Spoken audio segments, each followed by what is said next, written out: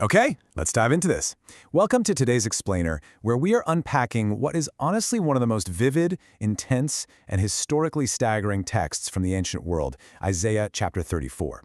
Now, the landscape of this prophecy is packed with these dramatic, almost terrifying images, right? We're talking swords bathed in heaven, mountains melting, skies rolling up like a giant scroll.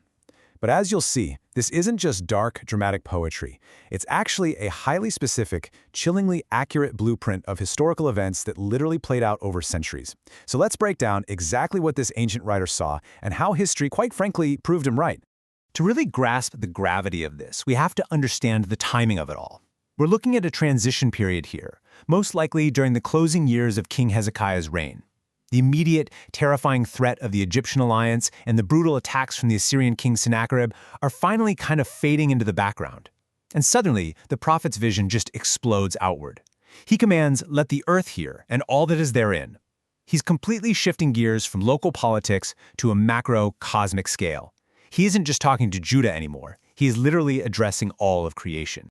Isaiah chapter 34 verse 1 states, "Come near ye nations, to hear, and hearken ye people. Let the earth hear, and all that is therein." The text is commanding the whole world to look at what has just happened, basically as a massive warning sign.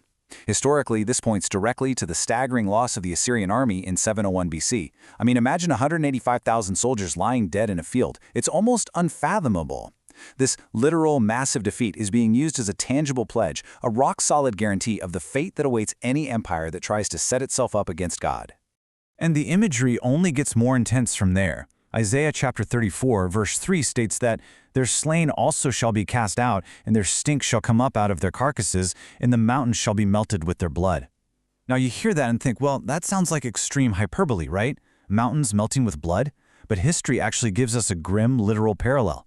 If we look ahead to 70 AD, the historian Josephus recorded the Roman siege of Jerusalem. He wrote that the Romans slew so many people in the lanes of the city that the blood literally ran down in such volume it quenched the fires of burning houses. It's a horrific, literal manifestation of blood flowing like a massive flood. Then the prophecy sweeps upwards. Isaiah chapter 34 verse 4 states, "And all the host of heaven shall be dissolved, and the heavens shall be rolled together as a scroll, with their hosts falling down like withered leaves from a vine." Now the absolutely crucial point here is understanding the metaphor. The host of heaven, the sun, moon, and stars, aren't literal celestial bodies plummeting to the earth. In ancient prophetic language, heavenly luminaries represent governments, kings, and earthly empires. When a scroll is rolled up, the story comes to a close.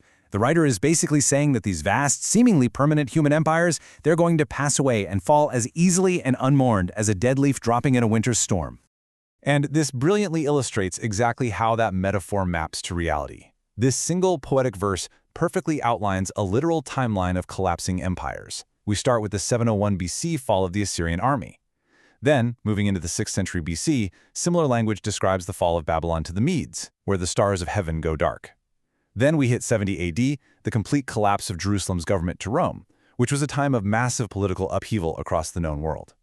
Finally, this exact same pattern stretches all the way out into the future, pointing toward a final global shaking.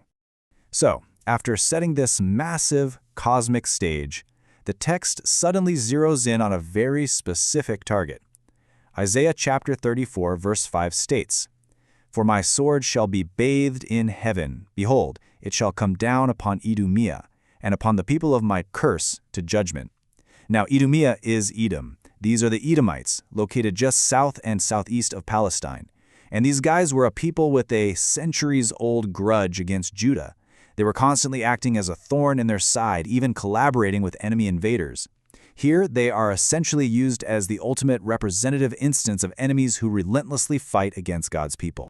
The imagery of judgment then builds by twisting a very familiar concept. Isaiah chapter 34, verse 6, states that the Lord's sword is filled with blood and with the fat of the kidneys of rams. Now, normally, that specific language refers to standard Israelite animal sacrifices.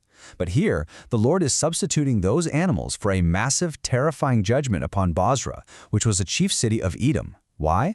Well, because of their historical cruelty.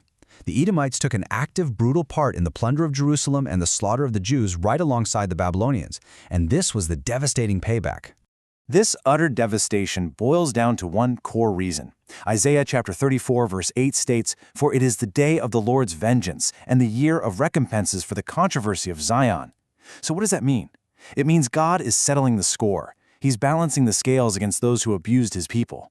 It's described as a day where even the strongest enemies, symbolized in the text by unicorns, which actually translates to massive ancient aurochs or wild bulls, will fall. It's a divine balancing of the scales that establishes a profound repeating pattern throughout history. And the judgment pronounced on Edom is absolute. Isaiah chapter 34, verse 9 states, "And the streams thereof shall be turned into pitch, and the dust thereof into brimstone, and the land thereof shall become burning pitch." Does that sound familiar? The ancient writer is deliberately invoking the most famous destruction in biblical history, Sodom and Gomorrah.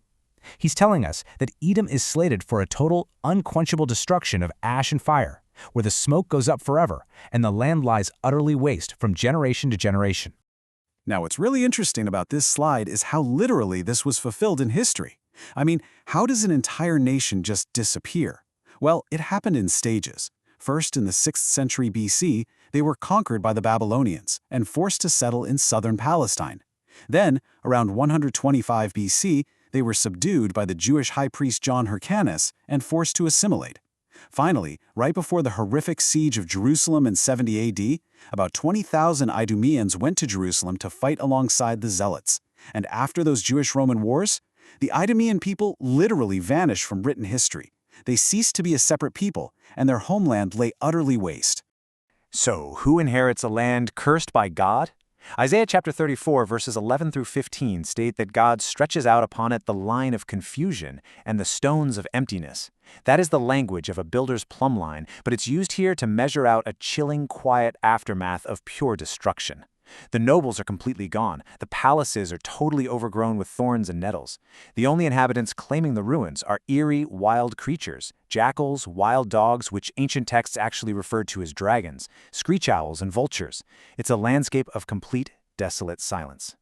And here is where the ancient writer does something truly remarkable. Isaiah chapter 34, verse 16 states, "Seek ye out of the book of the Lord, and read. No one of these shall fail, none shall want her mate, for my mouth it hath commanded." He is laying down an audacious challenge to future generations. He is literally telling us, the readers, to search his writings and check his work. He is so incredibly confident in the divine inspiration of his words that he challenges anyone to verify if even a single point of this prophecy, right down to the vultures having their mates in the ruins of Edom, failed to materialize. The final verse of this section caps off the divine irony perfectly. Isaiah chapter 34, verse 17 states, "And he hath cast a lot for them, and his hand hath divided it unto them by line. They shall possess it forever." That is the exact specific language used when a surveyor divides conquered land for an inheritance, just like God divided the land of Canaan among the tribes of Israel. But here, God has intentionally surveyed and deeded the ruined land of Edom specifically to the wild beasts. It is their eternal inheritance. Which brings us to the ultimate takeaway of our explainer today. We've seen how perfectly the Assyrian defeat, the fall of massive empires, and the complete historical erasure of Idumea align with the text. So if history has so precisely mirrored these ancient words from generation to generation, measuring out events with a plumb line of stunning accuracy, what does that mean for the prophecies yet to be fulfilled? It's a profound thought to leave you with, and one that absolutely should spark your curiosity to keep studying these incredible ancient texts. Thanks for joining me as we unpacked all of this, and keep seeking out those answers.